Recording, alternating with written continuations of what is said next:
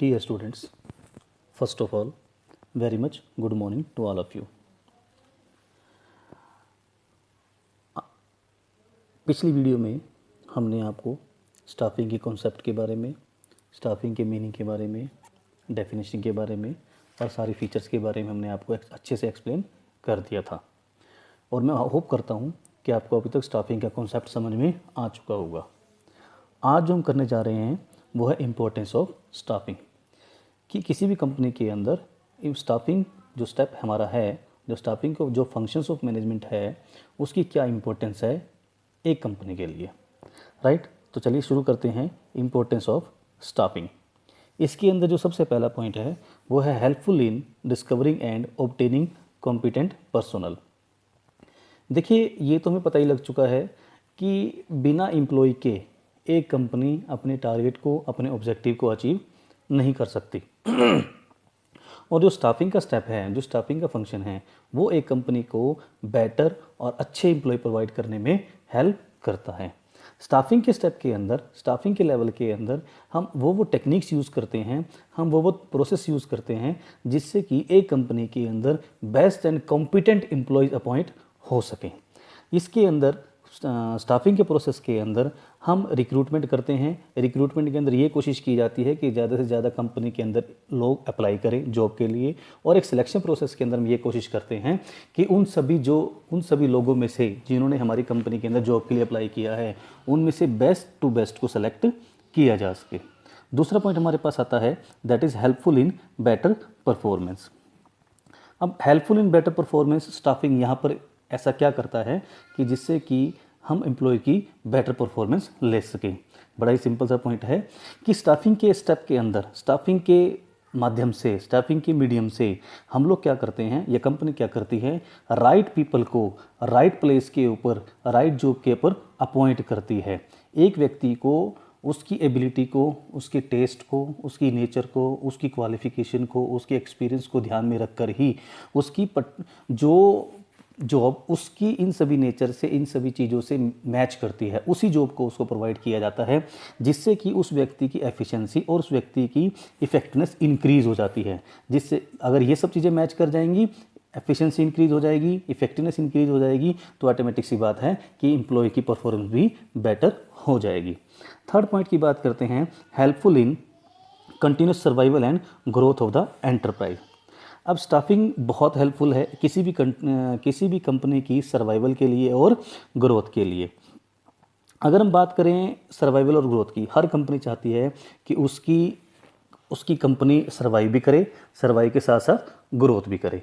अब उस company survive और ग्रोथ कैसे करेगी? Whenever the peoples who have been appointed on the job are of very good quality, are competent. अब staffing के अंदर ही कुछ ट्रेनिंग प्रोग्राम्स चलाए जाते हैं, कुछ डेवलपमेंट प्रोग्राम्स चलाए जाते हैं, जिनकी हेल्प से जो एम्प्लॉयज़, पुराने एम्प्लॉय भी हमने अपॉइंट कर रखे हैं, जो पुराने एम्प्लॉयज़ कंपनी में कई सालों से काम भी कर रहे हैं, उनकी नॉलेज को रिफ़्रेश किया जाता है, उनको नई नई टेक्निक्स के बारे में बताया जा सकता है, उनको नई नई टेक्निक के बारे में सिखाया जाता है, ताकि वो लोग जो नई नई प्रॉब्लम्स फेस करते हैं मार्केट में जो आ रही हैं, उसको वो अच्छे से सॉल्व कर सके। जब कंपनी के एम्प्लॉयज़ मार्केट की प्रॉब्लम्स को, या जो नए सिनारियो की जो प्रॉब्लम्स आ रही हैं, उनको अच्छे सॉल्व करेंगे, तो बट नेचुरल है कि एक कंपनी सर्वाइव भी करेगी और ज़्यादा से ज़्यादा ग्रोथ भी करेगी। इसके बाद आता है फोर्थ पॉइंट हमारे पास, helpful in optimum utilisation of human resources.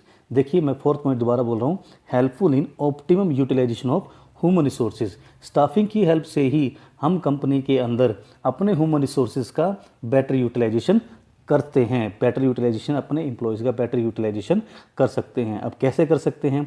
इसके अंदर सबसे बड़ी बात यह है कि स्टाफिंग के अंदर हम लोग ओवर मैनिंग को ख़त्म कर देते हैं। अब ओवर मैनिंग क्या होती है, ज़रा ध्यान से सुनना। What is over Manning? Over Manning का मतलब है कि हमें जितने व्यक्तियों की ज़रूरत है, हम केवल उतने व्यक्ति ही अपॉइंट करते हैं, ना उससे कम व्यक्ति अपॉइंट किए जाते हैं, ना ही उससे ज़्यादा व्यक्ति अपॉइंट किए जाते हैं। दूसरा पॉइंट इसके अंदर क्या किया जाता है कि राइट पर्सन को राइट जॉब के ऊपर अपॉइंट किया जाता है। तीसरे पॉइंट की बात करते हैं कि जिस समय पर हमें जितने नंबर ऑफ पीपल्स की ज़रूरत होती है उतने ही नंबर ऑफ पीपल्स हमारे पास अवेलेबल होते हैं, ना उससे कम और ना ही उससे ज़्यादा। आज जब हम ये 3-4 पॉइंट को ध्यान में रखेंगे, ये 3-4 बातें अगर स्टाफिंग के थ्रू हम लोग कर लेते हैं तो उस कंपनी के अंदर ह्यूमन रिसोर्सेज का ऑप्टिमम यूटिलाइजेशन पॉसिबल हो जाता है। नेक्स्ट पॉइंट की बात करते हैं, helpful in improving job satisfaction and morale of the employee. यहाँ पर बेसिकली बात की गई है जो एम्प्लॉय हमने अपॉइंट किया है उसकी जॉब सेटिस्फेक्शन के बारे में और उसी के मोरल के बारे में। उसकी, अब मैं फिर रिपीट कर रहा हूँ कि उसकी जो एम्प्लॉय अपॉइंट किया गया उसकी जॉब सेटिस्फेक्शन के बारे में और उसके ही मोरल के बारे में। अब यहाँ पर हम पॉइंट मैं आपको थोड़ा सा और एक्सप्लेन करता हूँ कि स्टाफिंग के अंदर बेसिकली ह्यूमन बिहेवियर को स्टडी किया जाता है। ह्यूमन बिहेवियर को स्टडी करने के बाद कंपनी के एनवायरनमेंट को स्टडी किया जाता है और दोनों की मैचिंग करते हुए कंपनी के अंदर promotion policy, training policy, remuneration policy और जो आजकल एक वर्ड चल रहा है पे पैकेज ऑफ एम्प्लॉय, कि जो एम्प्लॉय का पे पैकेज होगा वो भी बिल्कुल बेस्ट इन द सोसाइटी होना चाहिए, बेस्ट इन द मार्केट होना चाहिए।